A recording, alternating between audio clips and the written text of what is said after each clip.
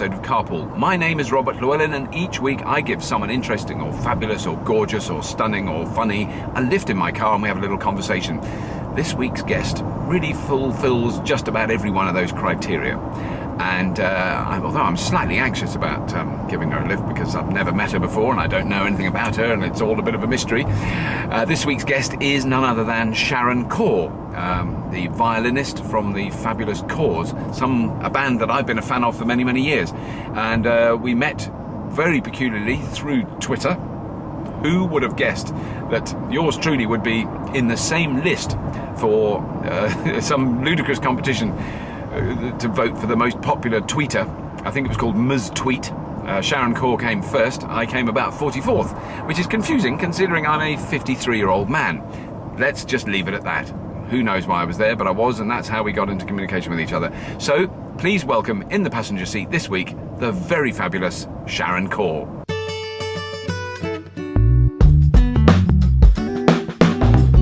Why isn't that working? What have I? Oh, I haven't done something. Have you driven this much? I have now. Yes, don't worry. But look at it. I mean, it is a bit like a spaceship. It is a little bit overwhelming. This is a Lexus then, is it? A Lexus. It's a hybrid one. Hybrid. Okay. Yeah. Ah, there we go. I knew there was something wrong there. There you go. There we go. There we go. So yeah, no, I have driven it. I've driven lots of. I think it always helps if you've actually driven the car before. I think if I reverse quickly now, we could remove at least 30 followers from Twitter. We could get rid of some fans, which would be very inappropriate. Because I need them. You need them. I need those. You need them. They're lovely. I need those fans outside. That lad there's waited. He's got up at 4 o'clock this morning. Oh, they're very cool, actually. They're very nice. They're very nice. They are sweet. One of my great skills is not doing any research. So I know who you are, and I know that you play the violin in the Corrs, and I've got some of your albums. Okay. There's people. Some is but good. No, I have got 2. Yeah. I've actually bought the CDs. But I mean, that's one thing that would be that's good. Fabulous to talk to you about, because what I'm doing here is a result of the changes in television, which are about 5 years behind the changes in the music industry. Because when you started. Yeah. The Corrs, there was a proper music industry where you played music and then someone saw you and they signed you up to a label and then you sold records and da da da. Yeah. It was all. Whereas now, if you were 19 now starting a band, you have it on MySpace. What do you do? Yeah. I mean, I think it's an extremely difficult world nowadays because there's no clear path. Yeah. Because all the old rules have been completely broken and completely changed. And I myself find it a very, very tricky world at the moment because we entered it just, with the sort of last batch of people who were actually able to sell albums. Yeah. Which is now, I suppose the most frustrating thing about it is though that people are downloading music illegally. That's the most frustrating thing, because I think what they don't realise is that music is a very beautiful thing, but in order to keep it sustained, you do actually need to buy it. In order to sustain the industry, you need to buy it. So it's certainly a very odd time. But there is great opportunity to publicise yourself on the web, which is amazing. Absolutely, which you wouldn't have had before. Yeah. No, absolutely. I mean, just what I did this morning. Twitter. Are we going to get killed during this journey? No, we're fine. Okay. My sister Andrew, she'd be clinging on to going. Sorry, no, just that very normal, that very dangerous bit there. But we were at very low speeds. I know. It would have been profoundly You're embarrassing. actually going to be irritating everybody behind. You're going to be driving that slow. Very, Sunday very driver. slow. Very slow. Look, see, red light, slow down. Nice. Both hands on the steering wheel, foot on the brake, all in complete control. Okay, perfect. I don't look at you until the vehicle has stopped, and then I had to get like that because of whiplash. Just to make you feel extra secure. I know. Don't worry, madam, you're completely safe. I'm actually a robot. Oh, dearie. But so, because did you appear on, no, I don't even know what you've been on. What's the show called that you've been on? Oh, the show that you picked me up from? Yes. God, you're in the know, aren't you? Yeah, you see, I'm really in the know. I've just done This Morning. This Morning, which is on ITV? With Fern and Philip. Yeah. Of course. And I got that via... And that was through Twitter? Twitter, because I was following Philip on Twitter, and somebody, I think, said to him, do you know that Sharon Corr is following you on Twitter? And he went on and looked at what I was doing and saw that I was playing, that I just covered a version of the Corgis, Everybody's Gotta Learn Sometime. Right. And I think it's one of his favourite songs of all time. So he asked me, he just tweeted me, I love that song, will you come on this morning and play it? And I went, I'd love to. Yes. And that was it. That was I mean, it. I'm not even promoting that song. It's not Right. a single. It's, you know. Just something you did. Yeah. Yeah. Yeah. Wow. Yeah. It is. Well, I mean, because I was just saying to your, is she your manager, Catherine, or your Caroline? Caroline. Sorry, yeah, God, yeah. I've completely. I'm going to cut that out. I was just saying to your agent, Caroline. Yeah. Thank you. Got it right. You've got it right now.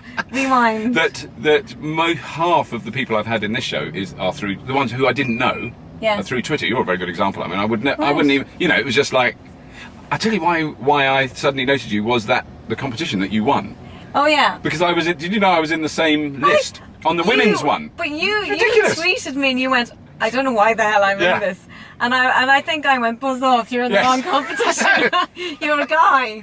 I was a man in the women's competition for the... Yeah, you were up for Miss Twitter UK. Miss Twitter UK. But did you win it then? I did. Are you very thrilled and proud? Really, really, really proud. I beat at Mrs. Stephen Fry and I beat you and I beat, who else? Lots of people. Various men, basically. Various men. It was a tough competition. You were all so gorgeous. Well, there was one episode of Red Dwarf where Crichton was designated a woman. I don't know. Well, because that's probably why then. I think so. I think it was a Red Dwarf joke. Yeah, yeah. Which has been mentioned one or two times by the cast of Red Dwarf. Nothing down there but plastic underpants and a trademark, which I think was the line. That's nice. Isn't that lovely? Yeah. The questions I can remember that were asked, and we can have a look at them. I mean, most of them were, you know, are you married, and you know, you're the most beautiful woman in the world, you know, blah blah blah, boring. Blah blah blah. Blah blah blah. Boring. Yes, beautiful. Yeah. We know that. Moving on. But I mean, it's certainly a thing that struck me as a middle-aged man when I first saw you and your sisters and brother playing. Yeah. Was that's quite an extraordinary family. One, you know, I mean, all stunningly beautiful girls. Very handsome boy. Yeah. Although I presume he gets a lot of jip because. Kind of does. Yeah. well, Can't help him. Yeah, he really does. Nobody's looking at him when we're in the room. I made the effort to look at him. Did you? That was good of you. I wanted to make sure that he didn't get left out. No, every show we would do, like the cameraman would forget actually to focus on Jim, and he just wouldn't be in the band. Yeah. You know. So. And he's a fairly, I mean, even from what he played, presumably he's fairly. He's fantastic. Yeah, he's totally. But then, I mean, I suppose the big question. I've got a brother and a sister, and we get on. Yeah. And we're good. We argued when we were kids, and now we get on really well as adults. But I see them 2-3 times a year. Yeah. So there's got to be a flip side. I mean, I really think the greatest achievement was that we actually managed to stay together. To stay together. Absolutely rather than brilliant. selling, 35 million albums. The achievement was actually, staying together. Because, when you leave home, you normally leave without your family. Without your family, yeah. But we left en masse together. Wow. And then you take a lot of your sort of prejudices with you, sort of like when she was 6 she did this. Yes. You're this type of person, and so you all pigeonhole each other. Yeah. So it's very, very difficult to sort of explore and form your own identity within the band. Yes. And then that's what really leads to the fights. And then because you're also rejecting the pecking order, your big brother, go to hell. Because I don't know what the age. You all look to be about. You all look like you're all exactly the same age. I have no idea. Well, Jim's 6 years older than me, and I'm 3 older than Caroline and 4 older than Andrea. Oh, right. So you're the eldest sister. Right. Yeah. Right. Yeah. So no, I mean there were very interesting fights at stages. I remember plates flying across the room in certain venues, and then you have to get up on stage, and I was like, it's be lovely. And then sing about love and romance. And love and romance, and there would be lovely Irish people. Yeah. And meanwhile we've been like absolutely killing each other backstage. That's I have to say, just incredibly heartwarming and reassuring to hear that, because it's. Yeah, but it's actually we did fight that much that we actually had to just stop. So you have stopped now. I mean, you don't. We don't hang out as much now, so it's easier. Right. Yeah. We're doing more like what you do with your family. You see them a couple of times a year, and that's easier. I mean, we do love each other, and we did have to find a sort of way to give each other space. Right. Just if you do a year and year and year and year together, you have to. Because how long did you sort of tour together? I mean, 15 years. 15 years of non-stop touring. It's the way you say that, the way you actually express the word 15 says a lot. There's some subtext there. That's very impressive. There is, but it's a great achievement, and I love them to bits. you know. But then, have you all had families since and all got married and had? Yeah. You've got children, have I have you? two children. You've got two yeah, children, I'm married, and my sister Caroline has 3 children. Right. Andrew's about to get married, Right. and Jim has a little baby boy. Oh, So- that's good. Yeah, so it's all good. Oh, that's fantastic. Yeah. Oh, well, I mean, it is a magical story. I mean, there's no doubt about it, because it must have been such a blast to do. You know, it is a thing that I can't imagine. I mean, I've had success on the Yeah. stage in a Yeah. theatre Yeah. with 250, sometimes 500 people. Yeah. And they all clap and they laugh, and it's nice. Yeah, yeah. What is I'm impressed. What is the biggest crowd you've ever played to? Can you remember? I mean, Well, was funny there enough, with the specifically- Stones, we played to 100,000 in Nuremberg, and we did. That's quite scary. With It's just the where it Stones, is. we just happened I to was be with you. hanging You out said with the Stones. 200,000. I was all right with that. Then when you say Nuremberg, for some reason, because that's got such a I ring know, to it. hasn't it? Exactly, Yeah. I know, and it was where the rallies were Was held. it? In the same yeah, venue? it was. Wow. Yeah, absolutely. I wonder if he Um, got 200,000 when he was doing a gig. Oh, I'm sure. Yeah, he Probably got the did. whole country, probably the whole lot. Wow, That's that must right. have been extraordinary. Wow. That was incredible. And then in Dublin we played to 45,000 in Lansdowne Road, Wow. which was our biggest in. In Ireland. Was Yeah, it it was Right. huge, really huge gig. But 200,000 is just. That's That was 100,000. 100,000. Sorry, with the 100,000. Stones. 100,000. Sorry, Yeah, 100,000. 100,000. Oh, I mean, it's. There's something very liberating about 100,000 because you can't you know, it's. You can just really perform and be whoever you want to be up there, Yeah. because when it's really intimate, you feel very exposed. Right. You know, when it's 100,000, it's like, oh yeah, okay, I can do this. Yes. Yeah. It's funny. Wow. It's reverse. That is so extraordinary. There's no. I mean, there isn't really any other form of performing that Yeah. could do that. You know, there's nothing. You know, you can. Apart from religion and stuff, you Suppose really religion. can't really hit those type of No. crowds. No. Religion. They have those religious folks. They have some good gigs. They've got really good gigs. I saw the Pope actually last year, very close up. He When has I was in great Rome. gigs. I could tell he'd done some big gigs. I could tell that. Just from the look of him. Good stage legs. Yeah, he had a good pair of pins, I have to say. I saw them momentarily when he got in his luxurious Pope-mobile. So, I mean, now, well, because the thing I had to sort of look for things on YouTube just to see how out of touch I was with your career, and I clearly understood that. I was very out of touch straight away. But I mean, you still doing, because were you at Glastonbury this year? Yes, I've spent the last 2 years writing. Right. And But that was on your own. That wasn't. yeah, on my own. Right. Yeah. And I'm writing my own album.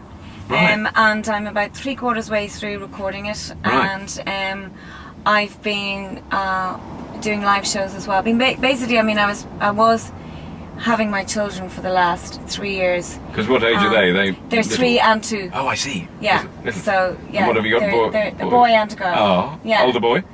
The boys 3, girls 2. Yeah. So I mean, they're great. But I really miss touring and playing and Yeah. performing. So I just spent that time writing, Yeah. and now I want to go back out touring. Right. I really love traveling. Do you? Right, right. I absolutely love it, and I love playing to an audience, and Yeah. it just makes me tick. Yeah. You know, you're bringing me an unusual way to Heathrow. Well, no, we're going up to the. It's nice. It's Oh, good. much more scenic. Well, I mean, I'm just going out on the M4, which is the sort of the quick way I know. Oh right, okay. I say quick. I just was feeling I wasn't so much on the motorway. Yeah, I know, but I get a bit starstruck as well sometimes if I meet somebody. Like I loved Crowded House. Really loved. Right. You know the band. Yeah. And Neil Finn was at some, it was like GQ Awards or something, or NME, years and years and years ago, and I literally couldn't actually speak to him because I loved him so much I couldn't speak to him. Oh. It was awful. And did he try and talk to you? Because he probably Well, thinks we you're were- really snotty and just cut him dead. We He were was desperate. maybe, and inside the inner turmoil, I was like sweating on the inside. I don't know. Yeah, Go the on odd then. time you do get a bit starstruck, you know. Yeah. No, I do want you to go on. Drop one name just for me. I'll get you. Who's the most Okay, famous who will I person you've drop? ever met? I'm trying to think of his name now. He's so famous, I forgot his name. I must can be remember his huge. face because he's absolutely gorgeous. But is Your he- man, like the most gorgeous man in show business. Brad Pitt's friend. What's his name? Brad Pitt's friend. Oh no! But an actor. George Clooney. Oh, George. You met George. I met Wow. George. I met Wow. George, and he was Oh, that's yeah. beautiful. I mean? Is he in real life? He's a Yeah, I beautiful mean, man. astoundingly. I could, well, not really actually beautiful. He's more manly than that. He's Right. better looking than beautiful, if you know what I mean. Yeah. And I met Johnny Depp as well. And that was a funny experience because myself and the three girls were in like a trailer backstage at a concert in Paris. Right. We were about to go on stage, and our tour manager for some reason knew Johnny Depp. Right. I'm not sure how, but he did. And Johnny asked to meet us. And in Johnny comes into our trailer and he has the shades on. And we're like, this is cool. And I really hadn't really been fazed by anybody up until this point. Not really. I just, I just kind of, it's a guy or whatever. Yeah. And he went, so hi girls or whatever. And, so where do you come from? And he pulls the glasses down to the bridge of his nose. And then you saw these chocolate brown smouldering eyes. Right. And none of us could remember where we were from. And then we said goodbye, and he went out of the trailer. We broke down into the fit of giggling girls, Right. and then realised he was just outside the open window. Oh, I see. So you could hear it all. So we could hear it. Oh, you would have The loved it. silly You'd girls. have been lapping it up. So have you ever thought of doing that though, of acting and being in? I mean, I don't know if does that ever come up? I would imagine you've had offers, haven't you? I have, yeah. I wanted to actually see if I actually had it, because I didn't want to sort of enter an arena that I was not trained in. I mean, I am trained in music. I've spent my whole life playing music. Right. And I didn't want to presume that I could do something that I had no experience in. Yeah. So I actually did something called Moonstone, which is a project that they run in Ireland. And it's a project for young directors to Right. get direction from famous directors. Right. And then, so what I did was I played a part for this guy in his, in a script that he'd written. I did that and I really, really enjoyed it, but I don't think I ever got the buzz. I don't think it ever bit me. I don't think I ever got the acting buzz. And I kind of believe in life, if you're good at one thing, then that's what you should do. Yes. Yeah. And not try to do other things. Think just do that. It's a very different discipline, I mean, because I'm totally not being different. completely unmusical. I can't imagine how you play a note. Well, I wouldn't presume to know how to act. I wouldn't, well, I don't either, I wouldn't but, presume. Yeah. I've done some sort of vague acting every now and then. Right. Otherwise, you've just been yourself, haven't I've you? just been myself. Yeah, no, it's really. Yeah, I have to be covered in rubber before I can act. Oh, yeah, okay. Can't do it otherwise. Well, my sister acts, Andrea acts. She just Does she just did Dancing at Lunasa in the Old Vic. Oh wow. Yeah, she did, Wow. and she got a very, very, very good reviews. Oh, brilliant. But she always wanted to act before Right, she so sang. I see. So, she wanted to act, well, so that's she different, always isn't had it? that Yeah. sort of the acting bug. Yeah. She always had Yeah. that. This car is driving itself now. I'm not doing. You feel it slow down. Oh yeah. That's not me, Why is it doing that? because it's got a radar-y thing. So now that car in front's slowing down. Oh, I'm hoping it's really? going to do it now. I'm ready to put the brake on. Okay. But let's just see if it does. Because the first time it did it, I thought I'd broken it and it had gone wrong. But I So it broke, keeps you I at broke the car. I broke the car because it suddenly put the brakes on. So now it's going a bit faster now because he's going. Yeah, a bit because faster. there's a distance, so Yeah, so fencing it the keeps that distance. So if he slows that's very down, cool. we slow down. But it's quite alarming when you're not doing anything. But it allows you to override it, does it? Oh yeah, obviously, yeah, I could. If I wanted to, I could ram into the back of him. Great, okay. That was good to know. I just wanted you to feel secure to know No, that I you could could do always that. ram into the back I can of them. always smash into someone if I really want to. Okay. Great. You know what? If we both, passed away in this, particular episode of Carpool. Well, it would get a lot of views. Yeah. And my career, my album would be huge. Oh, it would be massive. And I wouldn't even have to finish it. There's one or two. They would have non-stop 24-hour Red Dwarf going Yeah. on the TV. Yeah. Because we're both coped it. That's true. You're putting a lot in the pro column. There's a couple of things that could slip into the con column. There are one or two things. Your that very we're young gonna- children like your children. may just go, what happened to mum? Well, look, she had to promote the album. She did the Best right way to thing. do it. She's found the right way to do it. The ultimate sacrifice. Manager been popping the bottles Yeah. of champagne. He's gonna love that I said that. No, because we often talk to him in the course. If we could just, Get the bit of a plane crash, Yeah, it'd we be just great. need- You could go straight to number one. Bit of a plane crash. What an awful thought. Well, it worked for Michael Jackson. to be honest. Oh my God, that's a terrible thing to say. I know. Can't it's not believe bad. you just It's said not that. bad. I know it is awful. Had to be said. Can't go there. And I could hear everyone thinking it. I'm still getting over because I didn't know that. 15 years, impressive. How many albums do you sell? Because everybody who knows you will know that. 35 million albums. 35 million albums. Yeah, that's pretty good. 2 of them were mine. Yeah. So you'd 2 like of them slightly are yours. less than that if I had more. Contributed Yeah. what percentage to the album sales? Well, I'm not a mathematician. No, I can't can do know the where's maths. that one at. That is amazing, isn't it?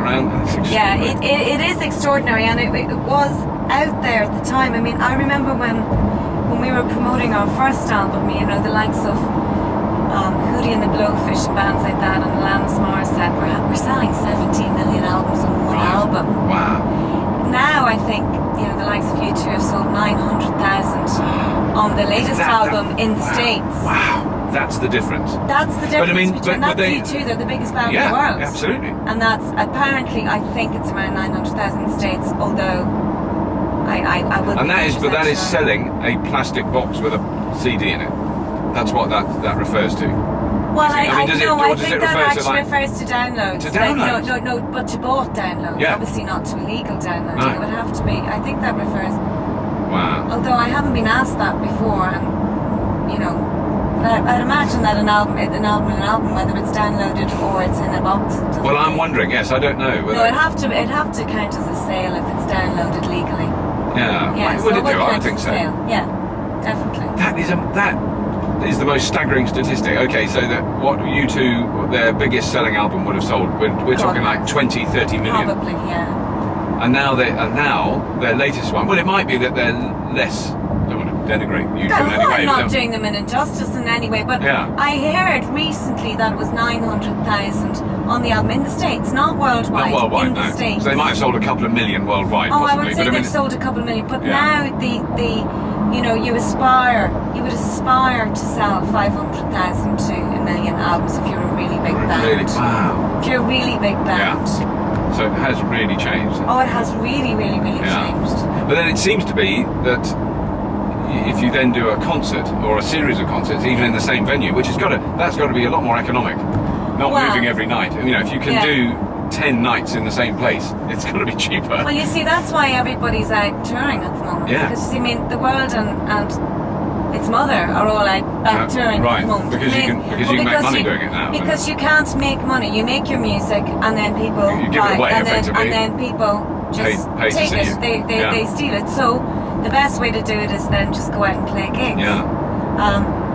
Which is great if you love performing. Yes. You know, because for me that's fantastic. But if you're a musician that is basically a recording art, you know. If you're just a recording artist, that's going to be really, really tough. Because if you don't do gigs, that's going to be really tough.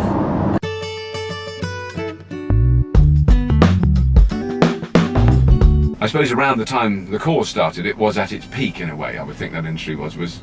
It was colossal. at its peak, but I think you'll notice throughout history that the artists have always been the last to cash in on question. their creation. Yeah. I mean, that's, you know, you see with all the Motown people. Yes. Yeah. You know, all the players, all those fabulous singers and musicians played it like a pittance of a session fee, and off you go home. Yeah. And these people make lots and lots of money. Yeah. So you know, throughout the whole industry, That's the such a last common people story, to make isn't it? the money are actually the musicians. Now, I don't have that complaint, obviously, and I can't have that complaint, but because I came into the industry at a time where there was actually You did have a bit of fair leverage. compensation for what you did, Yeah. of course, and you're able to make, you know, a lot of money from it. Yeah. But now, But, I mean, I'm however about much- to do an album, I don't know. Yes. You know, The I thing don't is, know. though, that however much money you made as musicians when you're in the Corrs, there's someone you may even know who wears a suit, who's in an office, who made way more than you ever did.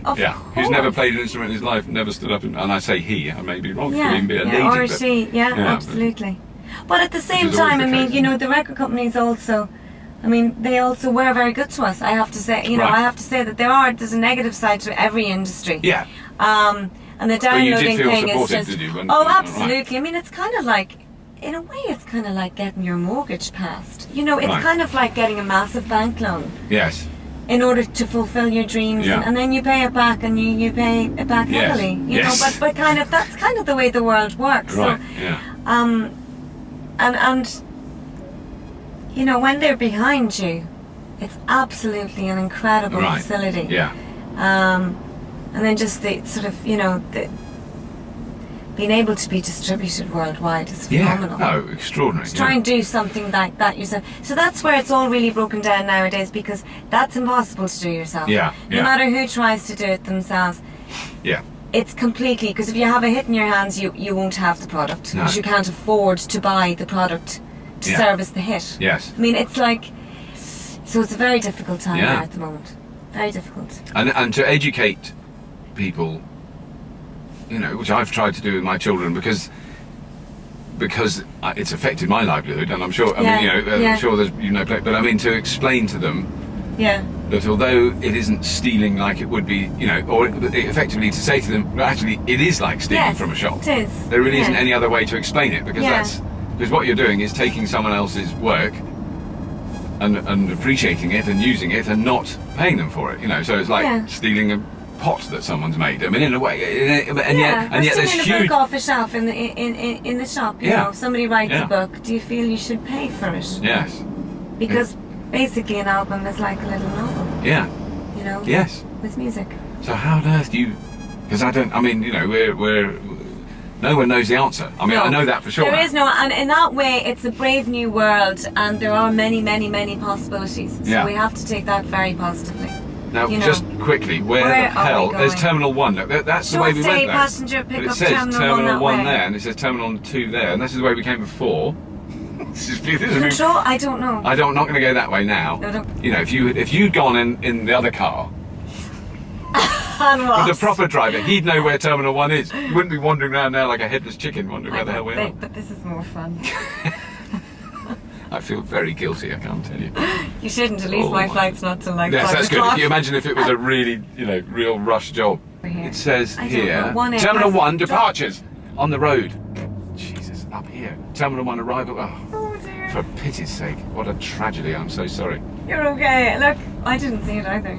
Can you go in there? Yeah. Oh, can I? Oh, I don't know, but do it anyway. But is it near? You're near there, where you know where you are now. I do. Oh, good. I think. Fine. Yeah. So if I drop you here. Yeah. That's so good. There's actually a proper carpool where I actually gave you a proper lift that you actually needed. Which is this was huge really, advantage. really good, actually. Not a lift that you don't want. Yes. You end up somewhere trying to get back from it. If I took you to Stansted Airport and you got on a plane to Ibiza, well, you might have been quite nice. Actually, that would have made me very happy. But you're going home to see your lovely babies, though. Yeah, I am. Brilliant. Thank you very much. Sharon, thank you so much. I just go now, you can just go now. I'll come out with you. Look, I'll turn everything off.